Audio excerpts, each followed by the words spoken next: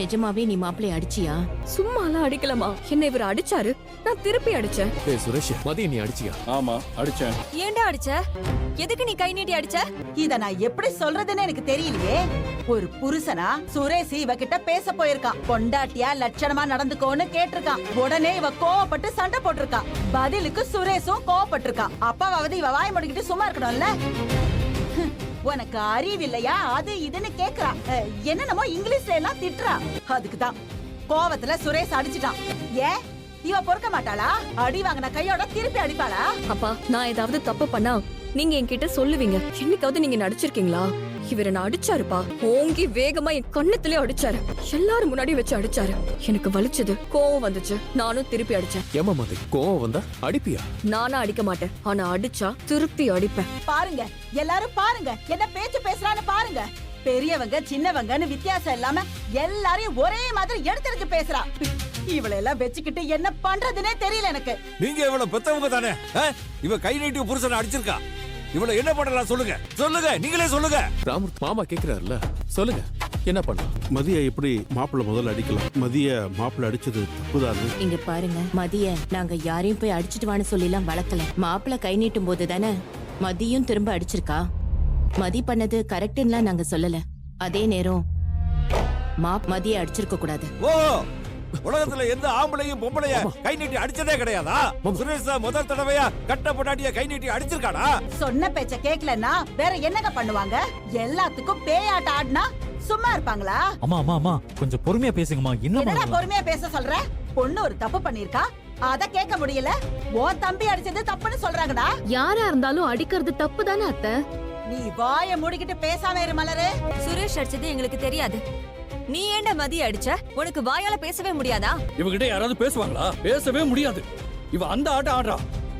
இவளை என்னால அடக்கவே முடியலக்கா. இப்பவும் நீங்க கோவப்படுறீங்க.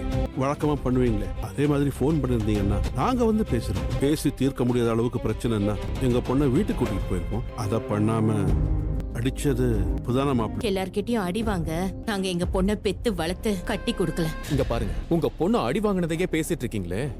இவ சுரேஷா அடிச்சிருக்கா, அத பத்தி பேசுறதுக்காக தான் கூப்பிட்டோம். அத பத்தி மட்டும் பேசுங்க. அது எப்படி சார்? திரும்ப திரும்ப நான் சொல்றது ஒரே விஷயம்தான்.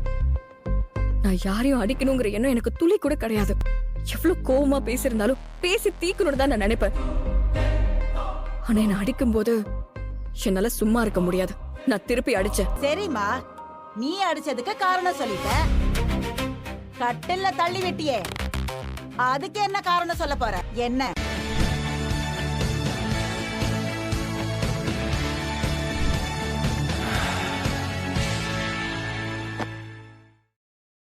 வீட்டை மறந்துடு சிதம்பரம். முடியாது ஏகாம்பரம். என்ன வேணும்? டேய் கோவாலே, இந்த பெயிண்ட் மட்டும் ஆயுசு வரைக்கும் அப்படியே இருந்துச்சுன்னா இந்த வீடு உனக்கு தானே. சூப்பர் ரெசிலியன்ட் இண்டிகா சட்மைடா. அதுக்கு முன்னால இவன் உன்னை தள்ளி விட்டானா? நான் வேணும்னு இவரை தள்ளி விடல. அன்னைக்கு என் பக்கத்துல வந்தாரு. நான் தள்ளி போக சொன்னேன், மீறி வந்தாரு. அதான் அப்படி பண்ண. அதுவும் அடிபடணுங்கிற நோக்கத்துல எல்லாம் நான் தள்ளல. அதுக்கு நான் அன்னைக்கே சாரியும் கேட்டுட்டேன். புருஷன்னா பக்கத்துல வரதான் செய்வான். பின்ன என்ன அலங்காரத்துக்கு வைக்கவா உன்னை கல்யாணம் பண்ணிக்கிட்டு கூட்டிட்டு வந்தாங்க? எல்லாரும் முன்னாடியும் வச்சு என்னோட பர்சனல் விஷயத்தை பேசுறதுக்கு எனக்கு விருப்பம் இல்ல. எல்லாத்துக்கும் பதிலுக்கு பதில் இப்படி பேசிக்கிட்டா என்ன அர்த்தம்? கேள்வி கேட்டா பதில் சொல்லித்தானே ஆகணும். அப்பா, நான் எத்தனையோ பொண்ணுங்களை பாத்திருக்கேம்மா. ஆனா இப்படி ஒருத்திய நான் பார்த்ததே இல்ல. என்ன பேச்சு பேசுறா? மதி தேவையில்லாம ஒன்னும் பேசலையே, சரியா தானே பேசுறா. நீங்க உங்க பொண்ணுக்கு புத்திமதி சொல்ல வந்தீங்களா இல்ல வக்காலத்து வாங்க வந்தீங்களா? புத்திமதி சொல்ற அளவுக்கு மதி எந்த தப்பும் செய்யலையே. அப்ப வேற யாரு தப்பு பண்ணது? அப்ப வேற யாரு தப்பு பண்ணது? போதும் அத. வேண்டாம் வேண்டாம், யாரும் கத்த வேண்டாம், யாரும் சண்டை போட்டுக்கவும் வேண்டாம். பிரச்சனைக்கு ஒரு முடிவு தெரியறதுக்காக தான் எல்லாரையும் வர சொல்லிருக்கேன். முதல்ல அதுக்கு ஒரு முடிவை கண்டுபிடிங்க. எல்லாரையும் எடுத்தறிஞ்சா பேசிட்டு இருக்கா எப்பவுமே. இவளை வச்சுக்கிட்டு என்ன முடிவா பண்றது? இப்படி ஒரு பொண்ணை எங்க வீட்டுக்கு வேண்டாம், பேசாம கூட்டிட்டு போயிருங்க. நாங்க கூட்டிட்டு போக ரெடியா தான் இருக்கோம். இந்த நிமிஷம் எங்க பொண்ணு இங்க இருக்க வேண்டாம் நீங்க நினைச்சாலும் நாங்க கூட்டிட்டு போயிருக்கோம். இல்ல அதெல்லாம் ஒண்ணு வேணாம். யாரும் யாரையும் எங்கேயும் கூட்டிட்டு போக வேணாம். எல்லாத்துக்கும் ஒரு முடிவு கட்டிடலாம். மதி, நீ சுரேஷ அடிச்சது தப்பு. அதனால சுரேஷ் கிட்டையும் இந்த வீட்டு பெரியவங்க கிட்டையும் மன்னிப்பு கேளு. இந்த பிரச்சனையை இதோட முடிச்ச. சுத்தம். ஐயோ, இவர் ஒருத்தர் மன்னிப்பு கேளுன்னு மறுபடியும் ஆரம்பிச்சிட்டாரு. உன்னதாமா சொல்றேன், மன்னிப்பு கேட்டுரு. நான் ஏன் மன்னிப்பு கேட்கணும்? நீ தப்பு பண்ணிருக்க. முதல்ல அடிச்சது இவரை மன்னிப்பு கேட்க சொல்லுங்க. நான் எதுக்கு மன்னிப்பு கேட்கணும்? நான் எதுக்கு கேட்கணும்? நீதான்டா கேட்கணும். நீ அடிச்சதுனால தானே இவ்ளோ பெரிய பிரச்சனையாச்சு. நீ பொண்டாட்டி அடிக்கிறதெல்லாம் என்னடா பழக்கம்? ஏன்டா உன் புத்தி இப்படி போகுது? என்ன நடந்துச்சுன்னா தெரியாம பேசாதக்கா. என்ன ஆனாலும் நடக்கட்டுமே. நீ அடிச்சது தப்பு தான்டா. மதிக்கிட்ட சாரி கேளு. நானும் சாரி கேட்க மாட்டேன். நீ கேட்காத சுரேஷ். மதிய போலீஸ் ஸ்டேஷனுக்கு போக வச்சுட்டு தான் எல்லாரும் அடங்குவாங்க போல. இப்ப என்னம்மா, சுரேஷ் உன்னை அடிச்சிட்டான், அதனால நீ சுரேஷ அடிச்சிட்ட, அப்படிதானே? இப்போ சுரேஷ் உன்கிட்ட சாரி கேட்டா நீ திரும்ப சாரி கேட்டுருவியா? நான் சாரி கேட்க மாட்டேன் மாமா. டேய் சுரேஷ். மாமா, நான் கேட்க மாட்டேன். மாப்ள, சுரேஷ் எதுக்கு சாரி கேட்கணும் மாப்ள? ஐயோ மாமா, நீங்க ஒரு நிமிஷம் வாங்க. இல்ல, நான் நீங்க சொல்றது வாங்க. உங்களுக்கு புரியுதா இல்லையா? வாங்க சொல்றேன் மாமா, வாங்க. என்ன மாப்ள நீ வாங்க போலாம். ஏன் மாப்ள, அந்த பொண்ணு பேசுறத பார்த்தா எனக்கே கோவம் வருது. சுரேஷுக்கு கோவம் வராதா? வரும் தான். ஆனா சுரேஷை விட மதிக்கு தானே அதிகமா கோவம் வருது. அந்த கோவத்தோட அவ போலீஸ் ஸ்டேஷனுக்கு போனா நமக்கு தான் பிரச்சனை. டொமஸ்டிக் வயலன்ஸ் சொல்லி எல்லாரையும் தூக்கி உள்ள வச்சிருவாங்க. போன வாட்டி மாதிரி வார்னிங்லாம் கிடையாது, விடவே மாட்டாங்க. இப்போதைக்கு இந்த பிரச்சனைய முடிவுக்கு கொண்டு வர்றதா நம்ம எல்லாருக்கும் நல்லது. அப்படி இல்ல, சுரேஷ் அடி வாங்கின விஷயம் எல்லாருக்கும் தெரிய வரும். நாளைக்கு அவன் வேலைக்கே பிரச்சனை வந்துடும். என்ன செய்யலாம்னு சொல்றீங்க மாப்ள? மாமா, சுரேஷ் மதிக்கிட்ட மன்னிப்பு கேட்கட்டும், மதிகம் அதே மாதிரி மன்னிப்பு கேட்கட்டும். பிரச்சனையை முடிச்சிடலாம் மாமா. சுரேஷ், நீயும் மதிகம் மாத்தி மாத்தி அடிச்சுக்கிட்டதுக்கு சாரி கேட்டுக்கோங்க. மாமா, நான் கேட்க மாட்டேன் மாமா, கேட்க மாட்டேன். டேய், ஒரு சாரி கேட்கறதுல என்னடா ஆக போகுது? என்னால முடியாது மாமா, நான் சாரி கேட்க மாட்டேன். சுரேஷ் சாரி தானே? டேய், பண்ண தப்புக்கு சாரி கேட்கறதுனால நீ ஒன்னும் குறைஞ்சு போயிட மாட்டேன். கேளுடா சுரேஷ், கேளு சுரேஷ். சாரி கேளுடா. சாரி.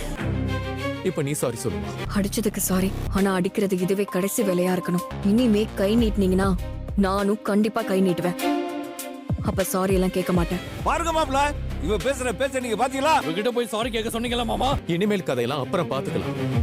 இப்ப சாரி சொல்லியாச்சு, இத்தோட பிரச்சனை முடிஞ்சது. இனி நீங்க ரெண்டு பேருமே சண்டை போடாம இருக்கணும், புரியுதா? அவ்வளவுதான். இனி ரெண்டு பேரும் சண்டை போட மாட்டாங்க. வந்ததுக்கு நீங்களும் உங்க பொண்ணுக்கு 4 வார்த்தை அறிவுரை சொல்லிட்டு போங்க. உட்காருங்க மாமா. டேய் உட்காருங்க. அம்மா, நீங்களும் உட்காருங்க. வந்ததுல இருந்து உட்கார கூட செய்யாம பிரச்சனைய பத்தியே பேசிட்டு இருக்கோம். மதி, அப்பா அம்மா உட்கார சொல்லு.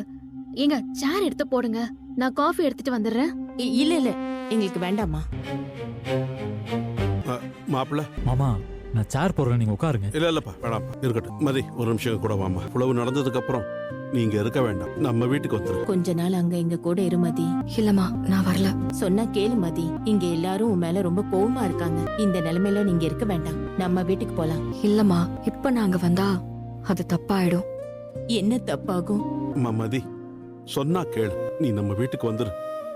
வேண்டாம்பா. உன்னை இங்க விட்டுட்டு போகவே தோணலடா. நாங்க வீட்டுக்கு போய் சேர்றதுக்குள்ள அடுத்த பிரச்சனை ஆரம்பிச்சிடுமோன்னு பயமா இருக்குடா. அப்படி ஏதாவது ஆனா நானே உங்ககிட்ட சொல்றேன், அப்போ நீங்க வாங்க. நீ சொல்றதுக்கு முன்னாடியே தான் இங்க இருக்கவங்க சொல்லிடுவாங்களே, அதோட நிறுத்தினா பரவாயில்ல. நாங்க வந்து சேர்றதுக்குள்ள உன்னை எதுவும் பண்ணிடக்கூடாதுல்ல. என்ன பத்தி நீங்க பயப்படாதீங்கம்மா, என்னெல்லாம் யாரும் எதுவும் பண்ணிட முடியாது.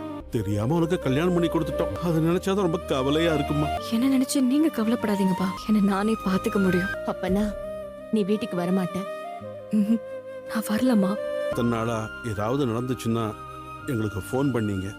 இனிமேலும் தயவு செய்து அதையே பண்ணுங்க. நாங்க வந்து மதிய கூட்டிகிட்டு போயிடும். இவளுக்கு அப்பா அம்மா நாங்க இருக்கோம், இவளுக்குன்னு ஒரு குடும்பம் இருக்கு, நாங்க பாத்துக்கிறோம். இவளை அடிச்செல்லாம் கொண்டுடாதீங்க. அப்பா, ஒரு அடி அடிச்சா 10 அடி திருப்பி அடிப்பா. இவள நாங்க அடிச்சு கொள்றோமா? பேசுறத கொஞ்சம் மனசாட்சியோட பேச வேண்டாமா? அத வேண்டாம். சுரேஷ் ஏதாவது சொல்ல வந்திருப்பான், அத காது கொடுத்து கேட்காம மதி பதிலுக்கு பதில் பேசியிருப்பா. அவன் கை நீட்டிட்டான், அத அதோட விட்டுருந்தா பிரச்சனை இல்லைல்ல. மதி திருப்பி அடிச்சதுனாலதான் பிரச்சனை. சரி விடுங்க, நடந்ததை பத்தி இனிமே பேச வேண்டாம். ஆனா கொன்னுடாதீங்க அது இதெல்லாம் ராமூர்த்தி வார்த்தையை விட வேண்டாம். கல்யாணம் எந்த சூழ்நிலை நடந்துச்சுன்னு நான் மறக்கல. வீடு கையை விட்டு போயிடுமோன்னு, ஆபரேஷன் பண்ண கையில காசு இல்லாம போயிடுமோலாம் யோசிச்சு நான் மதிய கல்யாணம் பண்ணி கொடுக்க. இந்த குடும்பம் ஒரு நல்ல குடும்பம், இங்க இருக்கிறவங்க எல்லாரும் நல்லவங்க, இது நல்ல குடும்பம்னு யோசிச்சுதான் என் பொண்ணையே நான் கல்யாணம் பண்ணி கொடுத்தேன். நீங்க ரொம்ப யோசிக்காதீங்க ராமூர்த்தி. இப்பவும் இந்த குடும்பம் நல்ல குடும்பம் தான். மதிக்கு ஏதாவது ஆச்சுன்னா கேட்கறதுக்கு ஆள் இல்லைன்னு மட்டும் நினைக்க. மதிக்கு ஏதாவது ஆச்சுன்னா கேட்கறதுக்கு ஆள் இல்லைன்னு மட்டும் நினைக்க கூடாது.